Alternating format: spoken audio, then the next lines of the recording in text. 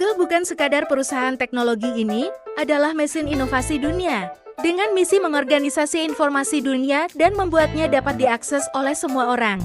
Google terus mendorong batas kemampuan manusia melalui teknologi.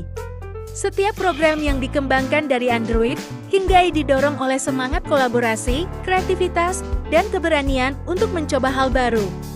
Budaya kerja yang terbuka dan inovatif membuat Google jadi tempat lahirnya ide-ide revolusioner. Kinerja mereka bukan hanya soal kecepatan dan skala, tapi tentang dampak nyata bagi masyarakat global. Dalam video kali ini, kelompok kami akan mengemas apa saja kinerja dan motivasi yang dilakukan Google. Selamat menonton!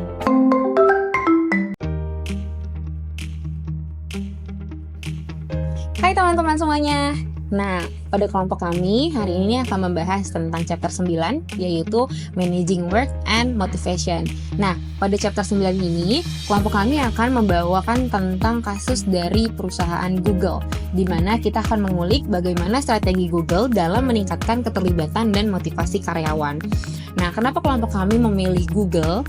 Karena Google itu dikenal sebagai salah satu perusahaan dengan tingkat keterlibatan karyawan yang sangat tinggi.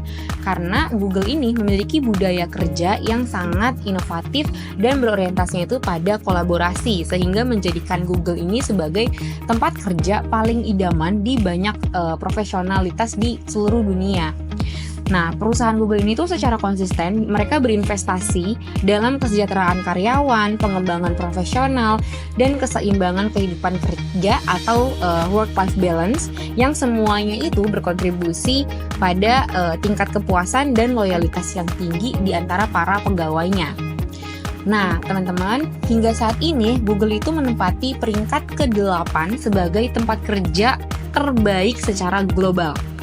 Hasil survei ini tuh berdasarkan Fortune dan Glassdoor, di mana pencapaian Google saat ini itu merupakan strategi manajemen sumber daya mereka yang sangat proaktif dan inovatif. Google juga udah lama banget menjadi pemimpin dalam metrik perusahaan yang dimana mereka tuh mendorong keterlibatan karyawan sehingga karyawannya ini tuh memiliki rasa kepemilikan, motivasi kerja, dan komunikasi antar tim yang sangat baik.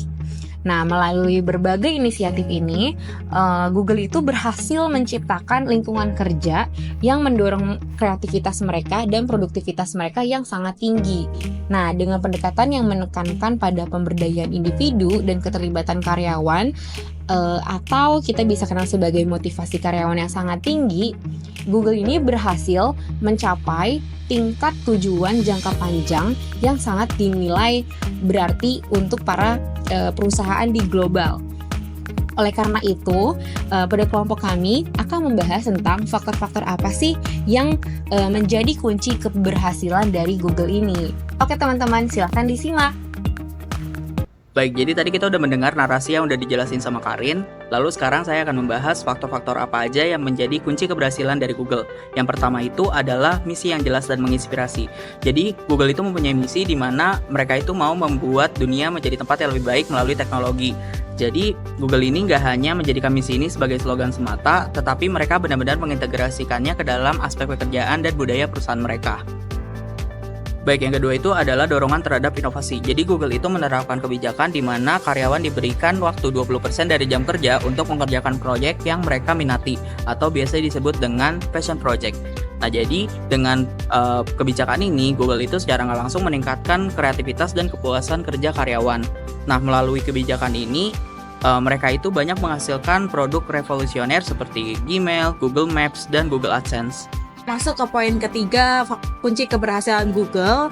Nah, di sini masuk ke fokus ke pengembangan karyawan, di mana Google memiliki program seperti Googler to Googler dan Karir Guru, di mana program ini memungkinkan karyawan untuk saling mengajar dan belajar satu sama lain, memperkuat keterampilan dan pengetahuan secara internal, serta mendorong pengembangan karir. Nah, untuk Googler to Googler akan dijelaskan oleh Nicholas. Oke, kita akan masuk ke Google to Google atau yang biasa disingkat G2G. Itu adalah program pembelajaran internal di Google yang berbasis peer-to-peer, di mana tuh para karyawan Google itu disebut Googlers, saling berbagi pengetahuan dan keterampilan satu sama lain. Nah, ini tuh ada tujuannya. Yang pertama itu mendorong budaya berbagi pengetahuan.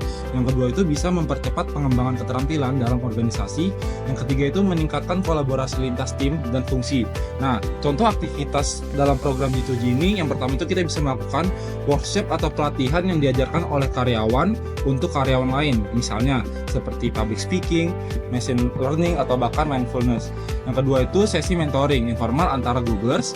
Yang ketiga itu kita bisa menggunakan tech talk atau sesi berbagi pengalaman dari proyek-proyek tertentu. Nah, program ini tuh menunjukkan filosofi Google bahwa semua orang tuh bisa menjadi guru dan bahwa pembelajaran terbaik sering terjadi dari rekan sejawat yang mengerti konteks pekerjaan tentang sehari-hari. Nah, ada juga karir guru yang akan dijelaskan oleh Fafa.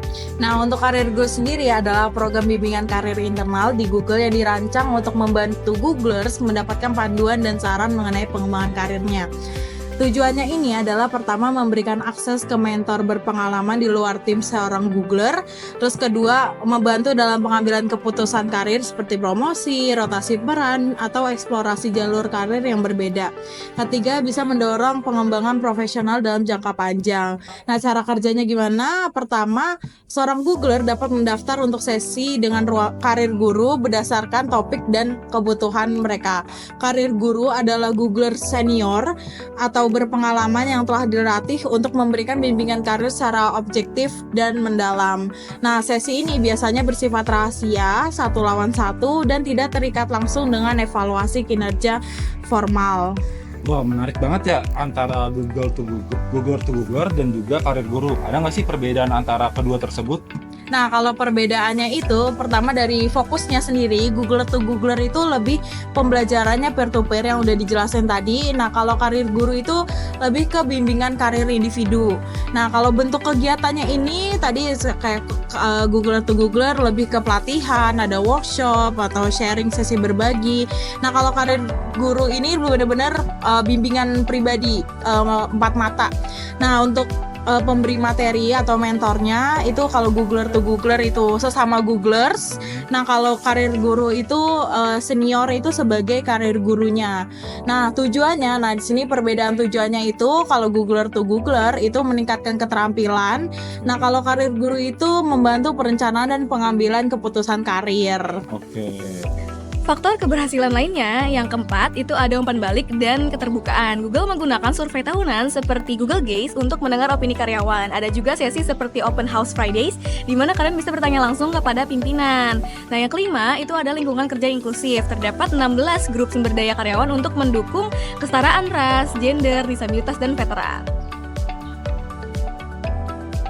Oke, jadi bukan hanya itu saja, Google sendiri itu mendesain kantornya untuk mendukung produktivitas karyawannya. Nah, di Google sendiri, Google itu mendesain kantornya sendiri itu khusus untuk meningkatkan produktivitas karyawannya. Mulai dari adanya relaksasi, sehingga karyawan itu bisa lebih termotivasi setelah sudah berrelaksasi. Kemudian ada juga tempat tidur siang agar para karyawan yang sudah lelah itu bisa beristirahat dengan nyaman. Kemudian ada juga gym, ada juga kolam renang, sampai fasilitas kesehatan. Nah, yang ketujuh itu ada juga tunjangan dan fasilitas unggulan seperti pusat kesehatan di tempat kerja, subsidi pinjaman pelajar, makanan gratis, hingga konsol game di kantor. Nah, maka dari itu setelah Google mendesain kantornya sedemikian rupa, maka Google itu mengharapkan karyawan itu dapat termotivasi dengan adanya desain-desain yang unik di kantornya. Nah, maka dari itu Google sendiri dapat meningkatkan motivasi karyawannya sehingga karyawannya sendiri bisa bekerja dengan maksimal ke depannya. Faktor kunci keberhasilan Google yang ke-8 adalah proses rekrutmen yang selektif. Nah, Google itu berfokus pada pencarian talenta terbaik yang sesuai dengan budaya perusahaannya, serta berkontribusi pada tingkat retensi karyawan yang tinggi.